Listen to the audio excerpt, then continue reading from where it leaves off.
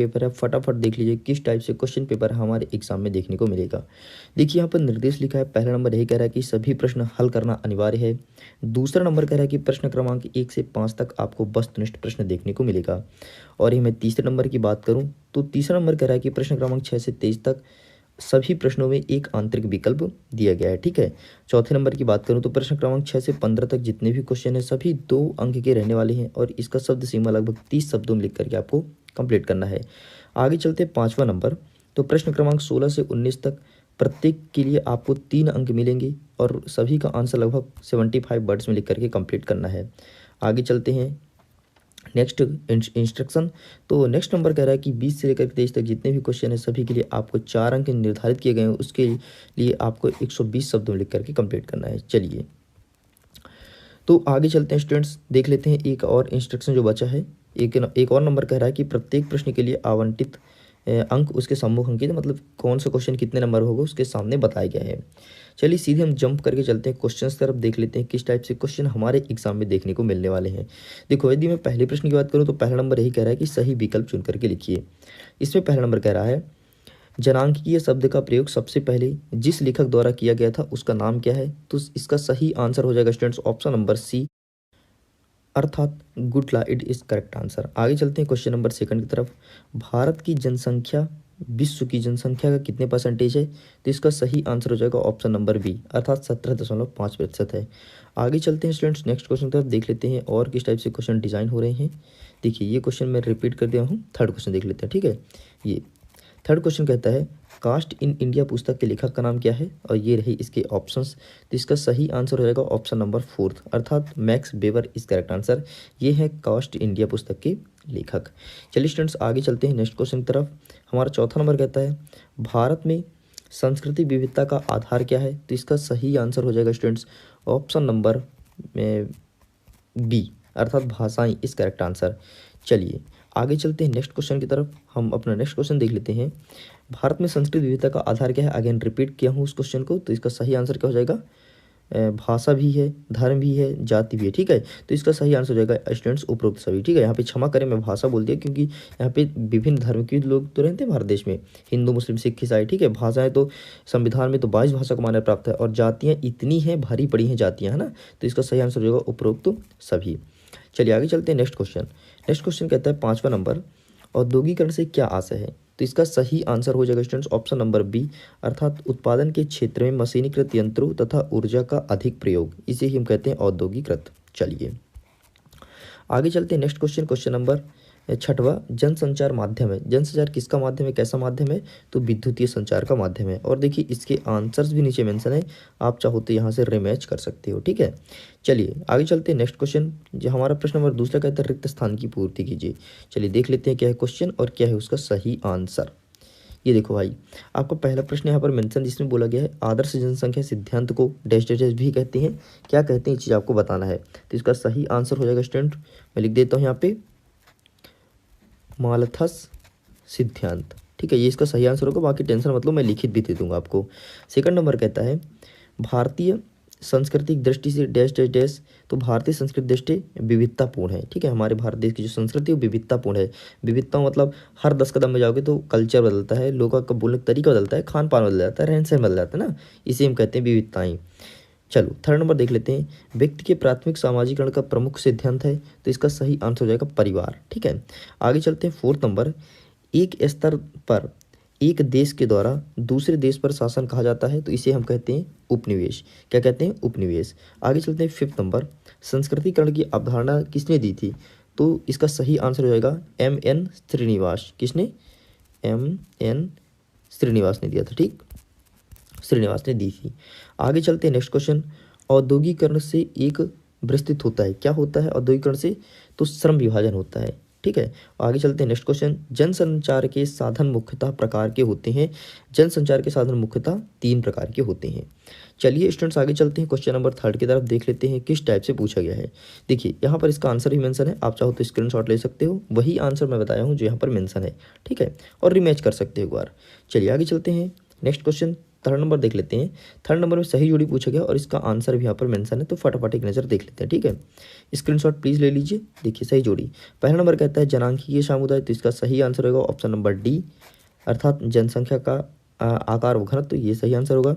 हिंदू उत्तराधिकारी अधिनियम, तो इसका सही आंसर हो जाएगा स्टूडेंट आपका, चलो इसको भी स्किप कर दें क्योंकि यहाँ पर भी मैंने छोड़ा है। ठीक है, चलो धार्मिक स्वतंत्रता, तो इसका सही आंसर हो जाएगा आपका ऑप्शन नंबर बी, अर्थात 1955।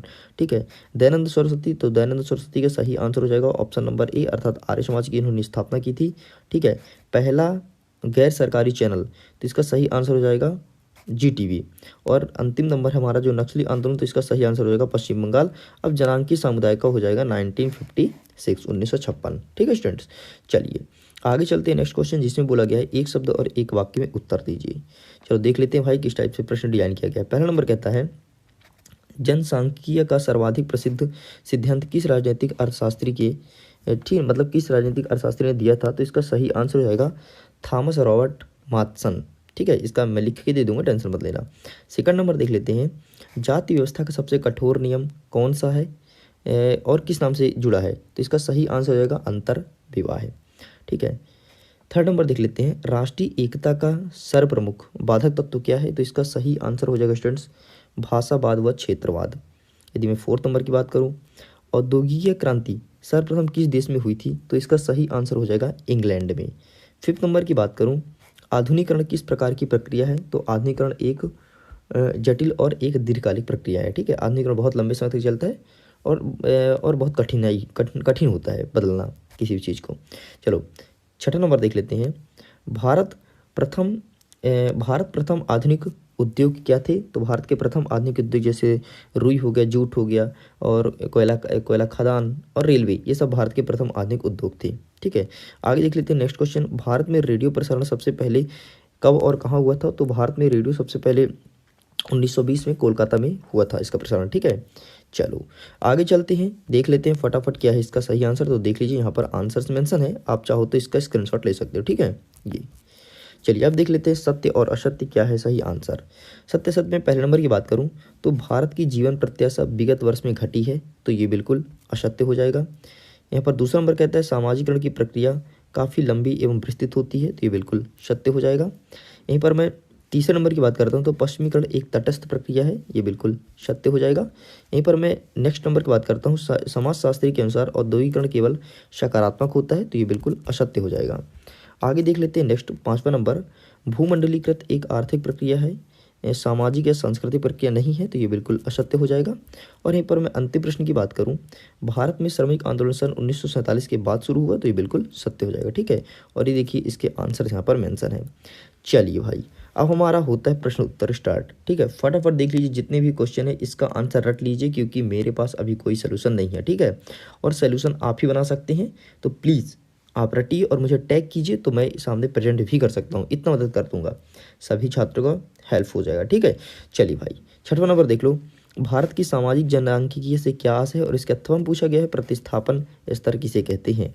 सातवें नंबर की बात करता हूँ तो राष्ट्रीय एकीकरण क्या है और इसके अथवा में पूछा गया है भारत की सामाजिक जनसांख्यिकी के लक्षण बताना है। ठीक है, चलिए भाई सातवें नंबर की बात करता हूँ तो राष्ट्रीय एकीकरण क्या है और इसके अथवा में क्या पूछा गया है राज्य क्या है। ठीक है, ये डिफाइन करना है आपको।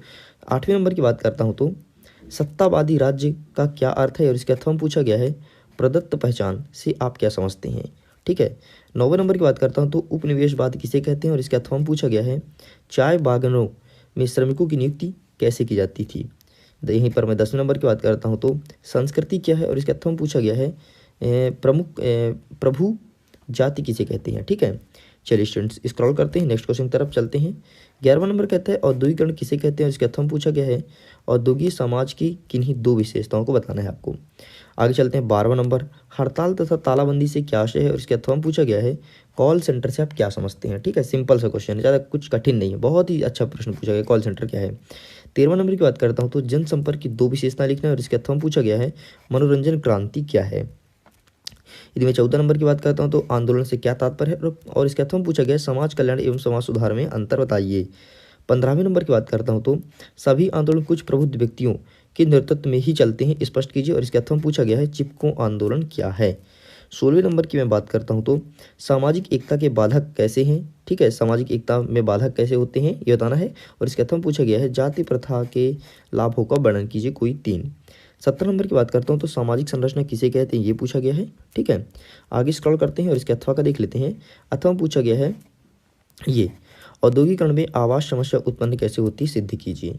जो उद्योग में रहते हैं वो कैसे किस तरह से सर्वाइव कर पाते हैं, क्योंकि आपको पता है ना जो भी औद्योगिक क्षेत्र होता है वहाँ बहुत ज़्यादा नॉइस होता है, पॉल्यूशन भी बहुत ज़्यादा होता है ना, तो वहाँ पर आवास समस्या उत्पन्न कैसे होती है, लोगों को रहने कैसा बहुत मजबूर रहना पड़ता है, पता है जो भी औद्योगिक क्षेत्र में रहता है। और आप लोग के घर में से यदि कोई होंगे कोयल माइंस वगैरह में तो उनसे पूछिएगा कैसा होता है, बहुत लंबा मसला होता है इसमें। चलिए 18 नंबर देख लेते हैं, सांस्कृतिकरण के स्रोत क्या हैं और इसका अथवा पूछा गया है भारत सेवक समाज का क्या लक्ष्य है। और यहीं पर 19 नंबर की बात करता हूँ तो संस्कृत पर भूमंडली का प्रभाव का संक्षिप्त में वर्णन करना है। और इसके अथवा में पूछा गया है इलेक्ट्रॉनिक अर्थव्यवस्था से क्या तात्पर्य है। तो इस प्रकार से स्टूडेंट्स 19 के 19 प्रश्न कंप्लीट होते हैं। मुझे उम्मीद है आपको वीडियो बेहद पसंद आया होगा। लेकिन एक चीज़ मैं बता देता हूँ, ये पूरा का पूरा सेम टू सेम आपके एग्ज़ाम में पूरा का पूरा पेपर देखने को नहीं मिलेगा, लेकिन यहाँ से बहुत सारे क्वेश्चंस देखने को मिलेंगे। तो प्लीज़ अच्छे से रेडी कर लीजिए। और बाकी जैसे ही कोई अपडेट आता है या फिर कोई एकदम रियल पेपर आता है, एकदम रियल पेपर की बात कर रहा हूँ, इसे यहाँ से भी क्वेश्चन आएंगे, ऐसा नहीं कि फेक है, ठीक है। एकदम रियल पेपर जैसे ही आता है तो मैं अपलोड करता हूँ, ठीक है। तो टेंशन मत लेना, इसे रेडी कर लो क्योंकि ये बहुत ही ज़्यादा महत्वपूर्ण क्वेश्चन है, ठीक। तो आपसे मिलते हैं नेक्स्ट वीडियो में, सो अभी के लिए बाय बाय।